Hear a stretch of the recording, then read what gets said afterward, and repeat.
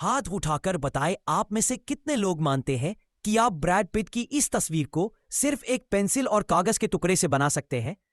खैर, मैं आपको दिखाने जा रहा हूं कि यह कैसे करना है, और ऐसा करके मैं आपको एक विश्व स्तरीय कलाकार बनने के लिए आवश्यक कौशल देने जा रहा हूं, और इसमें लगभग 15 सेकंड से अधिक नहीं लगना चाहिए। लेकिन ऐसा करने से पहले आप में से कितने लोग मानते हैं कि आप एक ठोस ग्रे स्क्वायर चौकोर की इस छवि को बना सकते हैं? हम में से हर कोई। और अगर आप एक ग्रे स्क्वायर बना सकते हैं तो आप 2, 3, 9 बना सकते हैं। सच्चाई यह है, अगर आप सिर्फ एक ग्रे स्क्वायर बना सकते हैं तो यह तर्क देना बहुत मुश्किल होगा कि आप पूरी छवि को बनाने के लिए आवश्यक हर ग्रे स्क्वायर नहीं बना सकते। और यह रहा, मैंने अभी अभी आपको एक विश्व स्तरीय कलाकार बनने के लिए आवश्यक कौशल दिए हैं। मुझे पता है आप क्या सोच रहे हैं, यह असली कला नहीं है। निश्चित रूप से यह मुझे एक विश्व स्तरीय कलाकार नहीं बना देगा। तो मुझे आपको चक क्लोज से मिलवाने दीजिए। वह दशकों से पूरी दुनिया में सबसे ज्यादा कमाई करने वाले कलाकारों में से एक है, और वह अपनी कला इसी तकनीक का उपयोग करके बनाते हैं। देखिए, जो चीज हमारे और हमारे सबसे महत्वाकांक्षी सपनों को हासिल करने के बीच खड़ी है, उसका किसी जादुई कौशल या प्रतिभा से बहुत कम लेना देना है। और इसका अधिक लेना देना इस बात से है कि हम समस्याओं से कैसे निपटते हैं और उन्हें हल करने के लिए निर्णय कैसे लेते हैं, और उन लाखों निर्णयों की निरंतर और चक्रवृद्धि प्रकृति के कारण जिनका हम नियमित रूप से सामना करते हैं। हमारी प्रक्रिया में एक मामूली सुधार भी हमारे अंतिम परिणामों पर एक बड़ा प्रभाव डाल सकता है। और मैं आपको नोवाक जोकोविच के करियर पर एक नजर डालकर यह साबित करूंगा। 2004 में जब वह पहली बार एक पेशेवर टेनिस खिलाड़ी बने तो वह दुनिया में 680वें स्थान पर थे। अपने तीसरे साल के अंत तक वह दुनिया में तीसरे स्थान पर पहुंच गए। वह पुरस्कार राशि में सालाना $2,500 कमाने से $5 मिलियन सालाना कमाने लगे, और निश्चित रूप से उन्होंने यह अधिक मैच जीतकर किया। 2018 में वह दुनिया के नंबर 1 पुरुष टेनिस खिलाड़ी बने, पुरस्कार राशि में औसतन $14 मिलियन सालाना कमाने लगे और अपने 90% मैच जीतने लगे। अब इन सभी बहुत प्रभावशाली आंकड़ों के बारे में जो वास्तव में दिलचस्प है वह यह है कि नोवाक इनमें से किसी को भी नियंत्रित नहीं करते हैं। वह जिन चीजों को नियंत्रित करते हैं वे सभी छोटे छोटे निर्णय जिन्हें उन्हें रास्ते में सही ढंग से लेने की आवश्यकता है, ताकि इन प्रकार के परिणामों को प्राप्त करने के पक्ष में संभावना को बढ़ाया जा सके। और हम इस क्षेत्र में उनकी प्रगति को उनके द्वारा जीते गए अंकों के प्रतिशत को देखकर माप और ट्रैक कर सकते हैं। क्योंकि टेनिस में एक सामान्य अंक में 1 से लेकर शायद 3 निर्णय शामिल होते हैं, मैं इसे उनकी निर्णय सफलता दर कहना पसंद करता हूं। तो जब वह अपने खेले गए लगभग 39% मैच जीत रहे थे तो वह अपने खेले गए लगभग 39% अंक जीत रहे थे।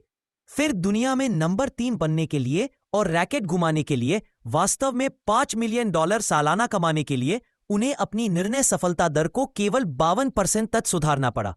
फिर न केवल नंबर 1 बनने के लिए बल्कि शायद खेल के इतिहास के महानतम खिलाड़ियों में से एक बनने के लिए उन्हें अपनी निर्णय सफलता दर को केवल 55% तक सुधारना पड़ा। अब मैं इस केवल शब्द का उपयोग करता रहता हूं। मैं यह नहीं कहना चाहता कि यह करना आसान है, स्पष्ट रूप से यह नहीं है, लेकिन जिस तरह के मामूली सुधारों के बारे में मैं बात कर रहा हूं वे इस कमरे में हम में से हर एक के द्वारा आसानी से प्राप्त किए जा सकते हैं। और मैं आपको दिखाता हूं कि मेरा क्या मतलब है। किंडरगार्टन से लेकर मेरे हाई स्कूल ग्रेजुएशन तक, हाँ, वह मेरा हाई स्कूल ग्रेजुएशन है, मेरे हर रिपोर्ट कार्ड में मूल रूप से एक ही बात कही गई थी, स्टीवन एक बहुत ही उज्जवल युवा लड़का है, काश वह बस शांत होकर ध्यान केंद्रित करता। वे यह नहीं समझ पाए कि मैं उनसे भी ज्यादा यह चाहता था, मैं बस कर नहीं सकता था। और इसीलिए किंडरगार्टन से सीधे कॉलेज के दूसरे वर्ष तक मैं वास्तव में एक लगातार C- ग्रेड का छात्र था। लेकिन फिर अपने जूनियर वर्ष में प्रवेश करते हुए मैं तंग आ गया था। मैंने सोचा कि मैं एक बदलाव करना चाहता हूं। मैं एक मामूली समायोजन करने जा रहा हूं और मैं अपने निर्णय लेने में एक दर्शक बनना बंद करने और एक सक्रिय भागीदार बनने जा रहा हूं। और इसलिए उस साल फिर से यह दिखावा करने के बजाय कि मैं अचानक 5 या 10 मिनट से अधिक समय तक चीजों पर शांत होकर ध्यान केंद्रित कर पाऊंगा, मैंने मान लिया कि मैं ऐसा नहीं कर पाऊंगा। और इसलिए अगर मैं उस तरह का परिणाम प्राप्त करना चाहता था जो मैं चाहता था, स्कूल में अच्छा करना, मुझे वास्तव में अपने दृष्टिकोण को बदलना होगा। और इसलिए मैंने एक मामूली समायोजन किया। अगर मुझे कोई असाइनमेंट मिलता, मान लीजिए एक किताब में 5 अध्याय पढ़े, तो मैं इसे 5 अध्यायों के रूप में नहीं सोचता, मैं इसे एक अध्याय के रूप में भी नहीं सोचता। मैं इसे उन कार्यों में तोड़ देता जिन्हें मैं पूरा कर सकता था, जिनके लिए मुझे केवल 5 या 10 मिनट के लिए ध्यान केंद्रित करने की आवश्यकता होती। तो शायद 3 या 4 पैराग्राफ, बस।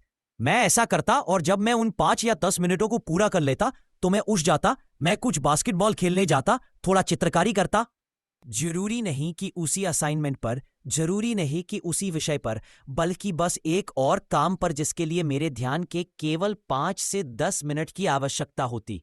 उस क्षण से आगे ग्रेजुएशन तक मैं एक सीधा ए छात्र था। डीन की सूची, प्रेसिडेंट्स ऑनर रोल हर सेमेस्टर में। फिर मैं वित्त और अर्थशास्त्र के लिए दुनिया के शीर्ष स्नातक कार्यक्रमों में से एक में गया। वही दृष्टिकोण, वही परिणाम। तो फिर मैं ग्रेजुएट हुआ, मैं अपना करियर शुरू करता हूं और मैं सोच रहा हूं, ये मेरे लिए बहुत अच्छा काम किया। आप जानते हैं, आप इन बड़ी अवधारणाओं, इन जटिल विचारों, इन बड़े असाइनमेंट को लेते हैं, आप उन्हें बहुत अधिक प्रबंधनीय कार्यों में तोड़ देते हैं और फिर रास्ते में आप प्रक्रिया में एक मामूली सुधार करते हैं जो आपके पक्ष में सफलता की संभावनाओं को बढ़ाता है। मैं अपने करियर में ऐसा करने की कोशिश करने जा रहा हूं। तो मैंने किया। मैंने क्रेडिट स्विस में एक एग्जॉटिक डेरिवेटिव्स ट्रेडर के रूप में शुरुआत की। इसके बाद मैं बैंक ऑफ अमेरिका के लिए करेंसी ऑप्शन ट्रेडिंग का ग्लोबल हेड बना। AIG इंटरनेशनल के लिए उभरते बाजारों का ग्लोबल हेड बना। इसने मुझे 12 वर्षों तक एक global macro hedge fund manager के रूप में शीर्ष स्तर के रिटर्न देने में मदद की और 2 पुरस्कार विजेता हेज फंड का संस्थापक और CIO बनने में मदद की। तो 2001 आता है और मैं सोच रहा हूं, यह पूरा विचार, यह स्कूल में बहुत अच्छा काम किया, यह एक पेशेवर के रूप में मेरी अच्छी सेवा कर रहा है, मैं इसे अपने निजी जीवन में क्यों नहीं लागू कर रहा हूं, जैसे उन सभी बड़े महत्वाकांक्षी लक्ष्यों के लिए जो मेरे पास अपने लिए है। तो एक दिन मैं काम पर चल रहा हूं और उस समय मेरा आवागमन लंदन में हाइड पार्क के एक छोर से दूसरे छोर तक पैदल चलना था। इसमें मुझे हर तरफ से लगभग 45 मिनट लगते थे। दिन में 1.5 घंटा, सप्ताह में 7.5 घंटे, महीने में 30 घंटे, साल में 360 घंटे जब मैं जागा हुआ जागरूक था, मूल रूप से अपने आईपॉड पर संगीत सुनते हुए समय बर्बाद कर रहा था। तो उस दिन कान से घर लौटते समय मैं दुकान पर रुका। मैंने पिम्सलर जर्मन भाषा कार्यक्रम में पहली 33 CD उठाई, उन्हें रिप किया और अपने आईपॉड पर डाल दिया। लेकिन मैं वही नहीं रुका, क्योंकि सच्चाई यह है कि मैं एक अनुशासनहीन व्यक्ति हूं और मुझे पता था कि किसी बिंदु पर मैं भाषा से हटकर वापस संगीत पर चला जाऊंगा। इसलिए मैंने सभी संगीत को हटाकर उस प्रलोभन को दूर कर दिया। इससे मेरे पास केवल एक ही विकल्प बचा, भाषा टेप सुनो। तो 10 महीने बाद मैंने जर्मन भाषा कार्यक्रम में सभी 99 CD सुन ली थी। हर एक को 3-3 बार सुना और मैं 16 दिवसीय गहन जर्मन कोर्स के लिए बर्लिन गया। जब मैं कर चुका तो मैंने अपनी पत्नी और बच्चों को मुझसे मिलने के लिए आमंत्रित किया। हम शहर में घूमे, मैंने जर्मनों से जर्मन में बात की, उन्होंने मुझसे वापस जर्मन में बात को। मेरे बच्चे चकित थे, मेरा मतलब है वे अपना मुंह बंद नहीं कर पा रहे थे। लेकिन आप और मैं, हम जानते हैं कि मैंने जो किया है उसमें वास्तव में कुछ भी आश्चर्यजनक नहीं है। मैंने अपनी दिनचर्या में ये मामूली समायोजन किया, मेरी प्रक्रिया में ये मामूली समायोजन, और अब मैं थोड़ी जर्मन बोल सकता हूं। और इसलिए उस पल में मैं सोच रहा हूं कि मेरे जैसे आदमी के लिए, एक बूढ़े आदमी के लिए एक नई भाषा सीखना इतना आसान नहीं होना चाहिए। आपको यह तब करना होता है जब आप एक बच्चे होते हैं। और फिर भी यहां मैंने यह कर लिया था, ये मामूली समायोजन। तो और कौन से बड़े महत्वाकांक्षी लक्ष्य हैं जिन्हें मैं पकड़े हुए हूं, सेवानिवृत्ति तक टाल रहा हूं, जिन्हें मैं संभावित रूप से प्राप्त कर सकता हूं अगर मैं बस अपनी दिनचर्या में एक मामूली समायोजन करूं। तो मैंने उन्हें करना शुरू कर दिया। मैंने अपना ऑटो रेसिंग लाइसेंस अर्जित किया, मैंने हेलीकॉप्टर उड़ाना सीखा, रॉक क्लाइंबिंग, स्काई डाइविंग की और हवाई जहाज को कलाबाजी से उड़ाना सीखा। खैर, अगर आप 2007 में मेरी तरह हैं तो आपका भी वही लक्ष्य हो सकता है जो मेरा था। मैं बस लंदन से वापस आ रहा था, मेरा वजन लगभग 25 पाउंड अधिक था और मैं अनफिट था और मैं उसे सुधारना चाहता था। तो मैं सामान्य रास्ते पर जा सकता था, आप जानते हैं, मैं एक जिम के लिए एक चेक लिख सकता था जहां मैं कभी नहीं जाता, या मैं खुद से कसम खा सकता था कि मैं फिर कभी उन खाद्य पदार्थों को नहीं खाऊंगा जो मुझे पसंद है लेकिन जो सारा नुकसान कर रहे थे। और मुझे पता था कि उस रास्ते पर जाने से शायद ही वह परिणाम मिलता है जो आप चाहते हैं। तो मैंने एक सक्रिय भागीदार बनने का फैसला किया और मैंने उन आदतों और जुनूनों के बारे में सोचा जो मैंने अपने जीवन के दौरान विकसित किए हैं। और मैंने सोचा, क्या मैं उनमें सिर्फ एक मामूली समायोजन कर सकता हूं ताकि वे मेरे खिलाफ काम करने के बजाय मेरे पक्ष में काम करें? और इसीलिए मैंने किया।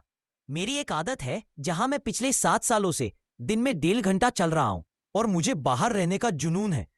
और इसीलिए उस साल मैंने वास्तव में 25 पाउंड कम करने का नए साल का संकल्प नहीं लिया। मैंने सांता बारबरा के पहाड़ों के फ्रंट कंट्री में सभी 33 ट्रेल्स पर हाइक करने का संकल्प लिया। और मैं अपने जीवन में पहले कभी किसी हाइक पर नहीं गया था। लेकिन सच्चाई यह है कि यह 33 ट्रेल्स के बारे में नहीं है। आपको इस बड़े महत्वाकांक्षी लक्ष्य को इन अधिक प्रबंधनीय निर्णयों में तोड़ना होगा, उन प्रकार के निर्णयों में जिन्हें उस तरह के परिणाम को प्राप्त करने की संभावनाओं को बेहतर बनाने के लिए रास्ते में सही ढंग से लेने की आवश्यकता है जो आप चाहते हैं। यह एक ट्रेल के बारे में भी नहीं है, यह उन छोटे छोटे निर्णयों के बारे में है। आप जानते हैं, जैसे जब आप अपनी मेज पर बैठे होते हैं, दिन के अंत में थोड़ा अतिरिक्त समय लगा रहे होते हैं, या आप अपने सोफे पर लेटे होते हैं और आप अपने रिमोट कंट्रोल पर चैनलों के माध्यम से क्लिक कर रहे हैं या अपने फेसबुक फीड के माध्यम से स्क्रॉल कर रहे हैं, और उस पल में आप इसे नीचे रखने का निर्णय लेते हैं। आप जाकर अपने हाइकिंग के कपड़े पहनते हैं, आप अपने सामने के दरवाजे से बाहर निकलते हैं और आप इसे अपने पीछे बंद कर देते हैं। आप अपनी कार तक चलते हैं, आप अपनी कार में बैठते हैं और आप ट्रेल हेड तक ड्राइव करते हैं। आप ट्रेल हेड पर कार से बाहर निकलते हैं और आप 1 कदम उठाते हैं, आप 2 कदम उठाते हैं, 3 कदम। मैंने अभी जो भी कदम बताए हैं उनमें से हर एक छोटा सा निर्णय है जिसे अंतिम परिणाम प्राप्त करने के लिए रास्ते में सही ढंग से लेने की आवश्यकता है। अब जब मैं कहता हूं कि मैं फ्रंट कंट्री में 33 ट्रेल्स पर हाइक करना चाहता हूं, तो लोग पहाड़ की चोटी पर लिए गए निर्णयों के बारे में सोचते हैं। यह उसके बारे में नहीं है, क्योंकि अगर आप सोफे पर होते हुए सही निर्णय नहीं लेते हैं, तो लोग पहाड़ की चोटी पर लिए गए निर्णयों के बारे में सोचते हैं। यह उसके बारे में नहीं है, क्योंकि अगर आप सोफे पर होते हुए सही निर्णय नहीं लेते हैं, तो पहाड़ की चोटी पर कोई निर्णय नहीं होता है।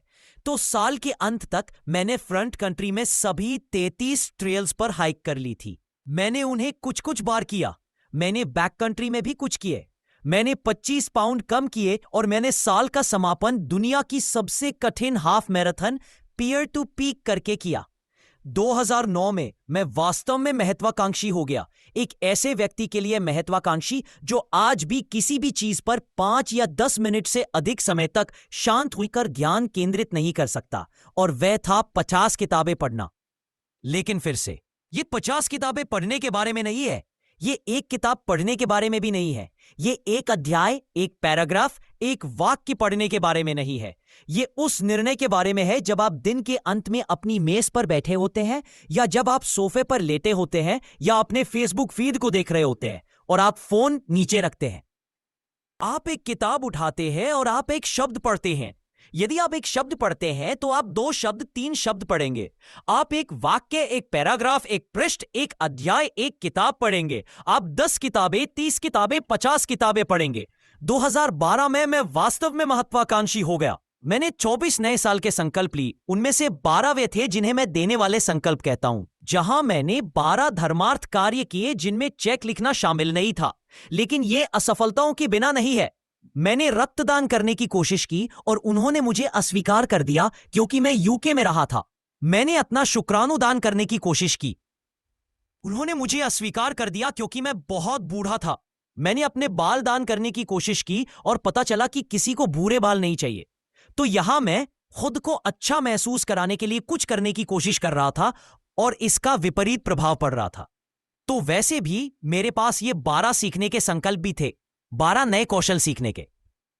और जब मैंने unicycling, parkour, slack lining, jumping stilts और ड्रमिंग पूरी कर ली, तो मेरी पत्नी ने सुझाव दिया कि मैं बुनना सीखूं और मैं ईमानदार रहूंगा। मुझे बुनाई का कोई खास शौक नहीं था, लेकिन एक दिन मैं इस 40 फुट ऊंचे नीलगिरी के पेड़ के नीचे बैठा हूं जो सांता बारबरा में कोल्ड स्प्रिंग ट्रेल पर 2.6 मील ऊपर है, और मैं सोच रहा हूं कि अगर यह पेड़ धागे से ढका होता तो बहुत अच्छा लगता।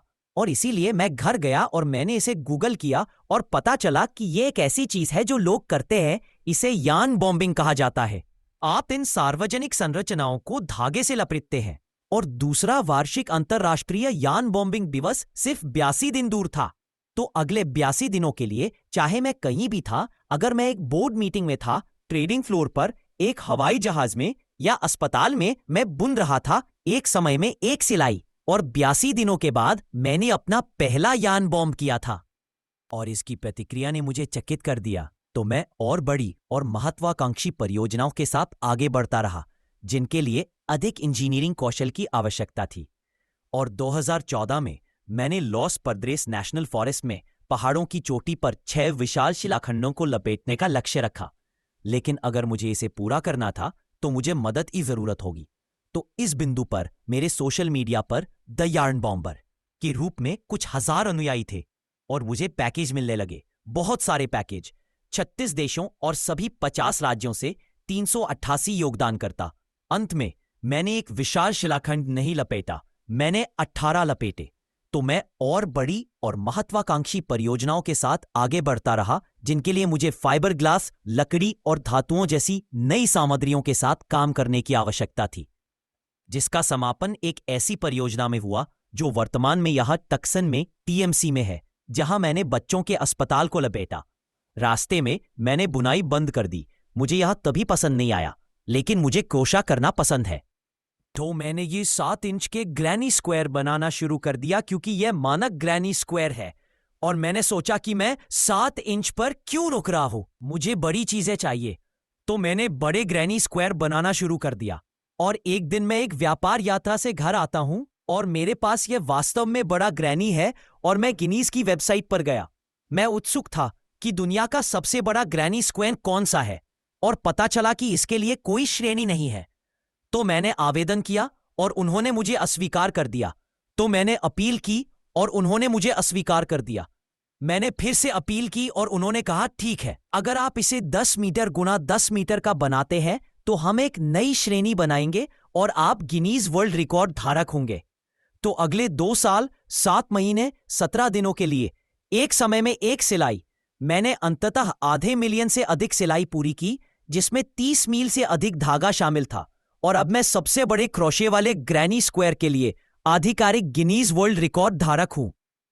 रास्ते में मैंने अपने कारनामों के लिए बहुत ध्यान आकर्षित किया है। मुझे न्यूज वीक पत्रिका आर्ट न्यूज में चित्रित किया गया है, जो कलाकारों के लिए एक तरह की बाइबिल है। लेकिन मैं चाहता हूं कि आप यह महसूस करें जब आप ये बातें सुने, मैं अभी भी वही C- ग्रेड का छात्र हूं। मैं अभी भी वही बच्चा हूं जो 5 या 10 मिनट से अधिक समय तक शांत होकर ध्यान केंद्रित नहीं कर सकता। और मैं एक ऐसा व्यक्ति बना हुआ हूं जिसके पास कोई विशेष प्रतिभा या कौशल नहीं है। मैं बस इतना करता हूं कि मैं बहुत बड़ी महत्वाकांक्षी परियोजनाएं लेता हूं जिन पर लोग आश्चर्य करते हैं, उन्हें उनके सरलतम रूप में तोड़ देता हूं और फिर उन्हें प्राप्त करने की अपनी बाधाओं को सुधारने के लिए रास्ते में मामूली सुधार करता हूं। और इसलिए मैं ये भाषण देने का पूरा कारण यह है कि मैं आप में से कई लोगों को प्रेरित करने की उम्मीद कर रहा हूं कि आप अपने उन महत्वाकांक्षी सपनों को बुक शेल्फ से उतारें और अपनी दिनचर्या में मामूली समायोजन करके उनका पीछा करना शुरू करें। धन्यवाद।